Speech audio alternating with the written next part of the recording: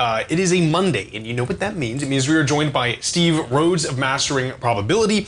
This is a fantastically thorough newsletter. Strongly recommend checking it out. He goes over quite a bit of different metrics and charts to look at. Of course, we have Steve on every Monday. You can catch his show at 11 a.m. Eastern Time. That is the Trader's Edge right here on TFNN. Steve, how are you doing?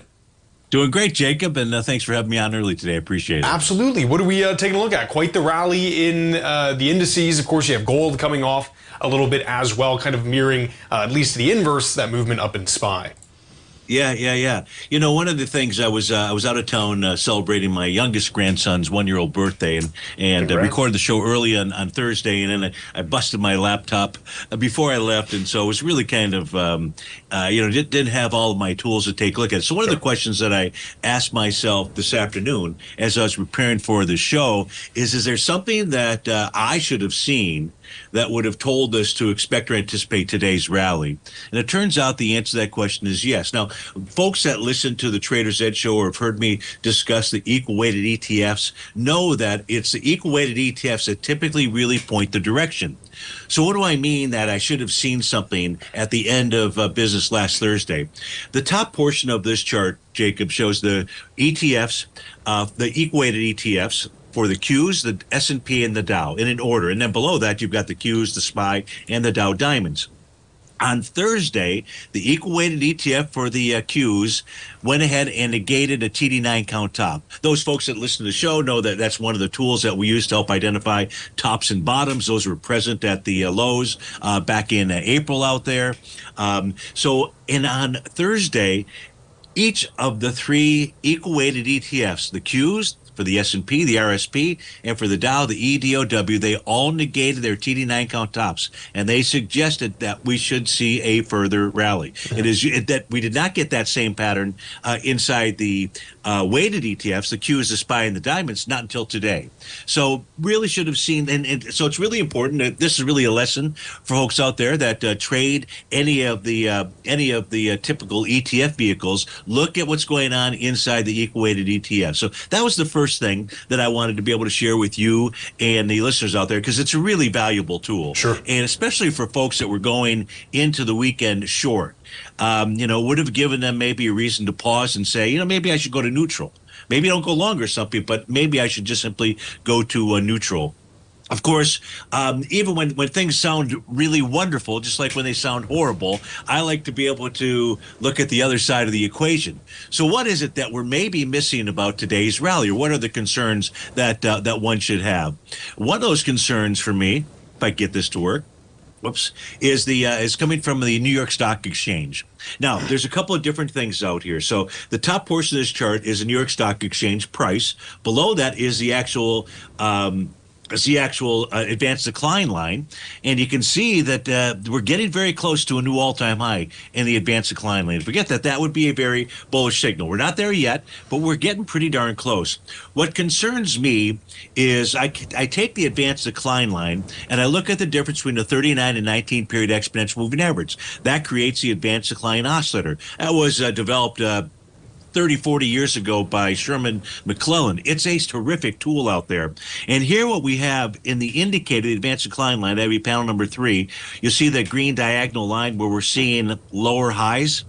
Yes. Yet we have higher highs in price. So that's a divergence that suggests that we should see some type of pullback or retrace. Doesn't mean that happens today or tomorrow.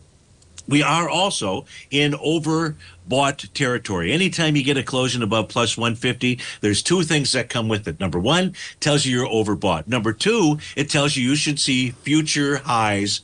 That doesn't mean tomorrow. It could be next week. It could be next month out there.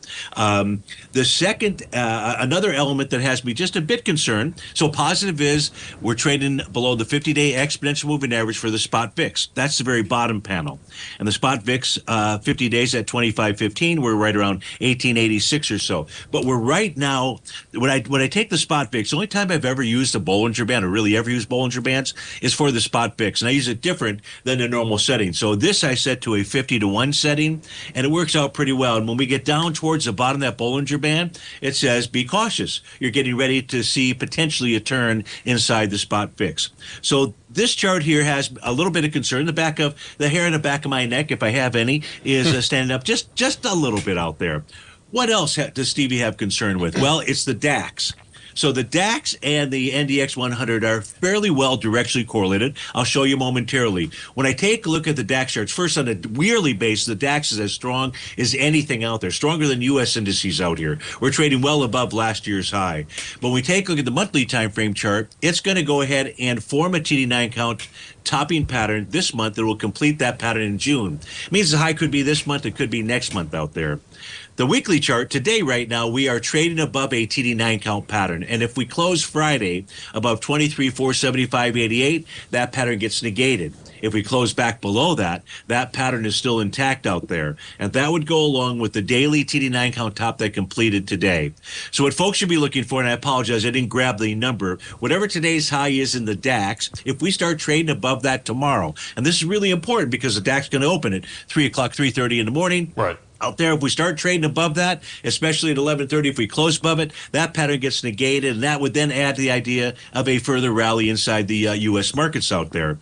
Here is the chart for the DAX and the NDX 100, and the very bottom panel, this is taking a look at a 5-day correlation, and when bars are above zero, it tells us about a directional correlation that's out there.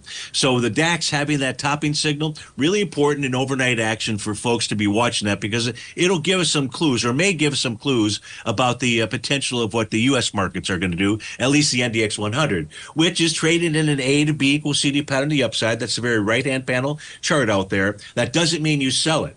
What that means is just be aware that if a bearish reversal candle were to form, then we would have a sell the D point pattern, and likely we would see price go ahead and pull back further. Fantastic. Steve, do you have some time for the next segment? Yeah, or is that I can't, just for a few minutes, probably Absolutely. not the entire segment, but I'll try to be as quick as I can. Fantastic. Steve, please stay right there, folks. We'll be right back with Steve Rhodes after the break.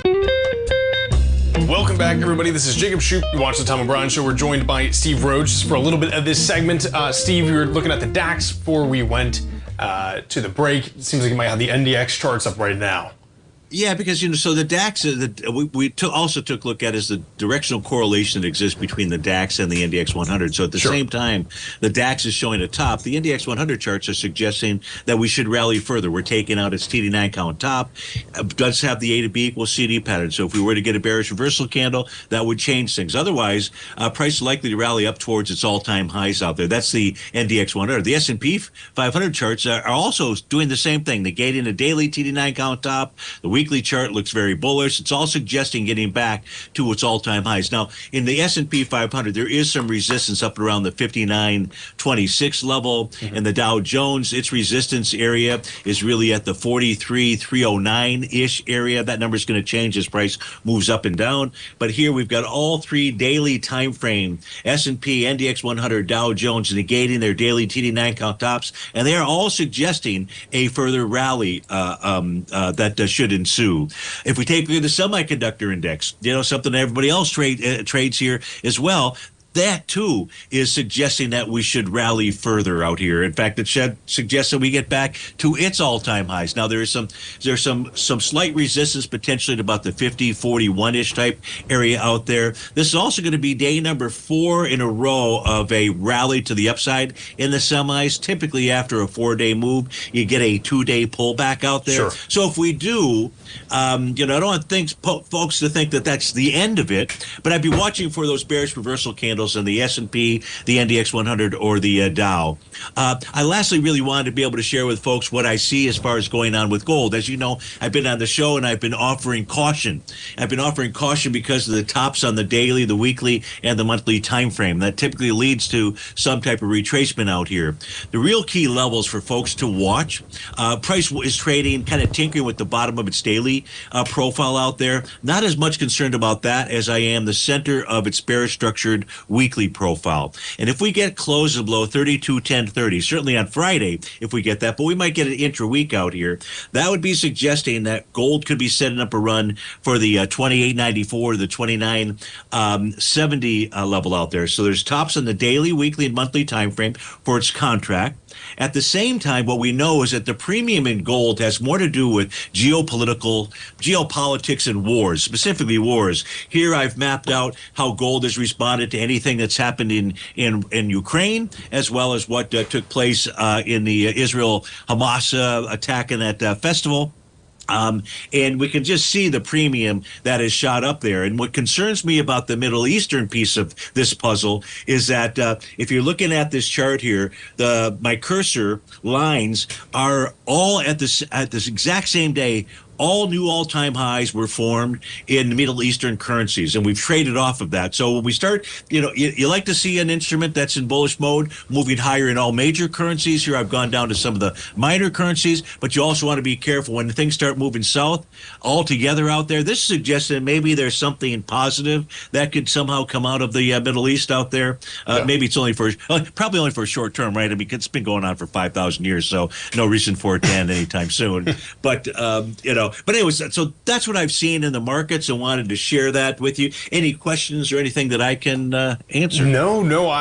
It's always great looking at these charts. I love seeing different assets priced in these different currencies. I think that gives us some great kind of insight. And what a phenomenal rally to the upside that we've been seeing. So, Steve, thank you so much for coming on. We're looking forward to seeing you tomorrow at 11 a.m.